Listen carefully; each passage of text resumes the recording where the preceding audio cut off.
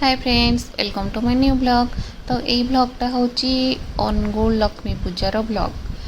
तो ये ब्लॉग रे मु देखी कि आमर अनुगुल केते सुंदर देखा होतला आउ माँ को मूर्ति गुड़ा केते सुंदर सुंदर देखा जाउतला। माने आपण मैंने देखिए माने ढेंकानाल रे तो फेमस हुए लक्ष्मी पूजा, बट अनुगुल रे भी मेढ़ गुड़ा किसी कम नथिला, बहुत ही सुंदर थिला। ऑब्वियसली माँ माने तो माँ को मूर्ति सब बेले सुंदर। आउ एटा हूँ दशहरा पड़िया, सेठी एक्चुअली सब सुविधा सब जिनस थाए, माने दोली खेलवा ठू आरंभ कर खाଇବା पीवा छुआ मान खेलवा जिनस ये से सब किसी थाए। तो आपण मैंने दशहरा पड़िया जब भी आसवे लक्ष्मी पूजा देखा से देखिए तो आपण मानक ठीक रहिबो।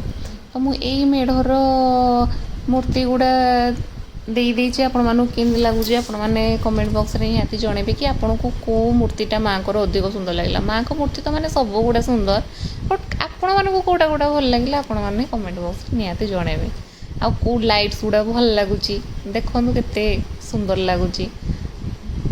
दिवाली दिवाली एबेठू स्टार्ट जेमती फील होछि। तो मते तो ऑनेस्ट माँ को सब मूर्ति भल लगिला, बट एई मूर्ति रे माँ जहाँ भी पिंझी अलंकार सेटा सब ही सिल्भर चांदीर। तो यहीटा गोटे यूनिक स्टाइल होता। आईटी जो माँ को मूर्तिटा यहाँ तालपत्र होती। तो आपण मानक को मूर्ति भल लगिला, को थीम भल लगिला आपण माने कमेंट बॉक्स रे निहाती जणेबे। तो आज वीडियो एठी रखुची। Tata bye.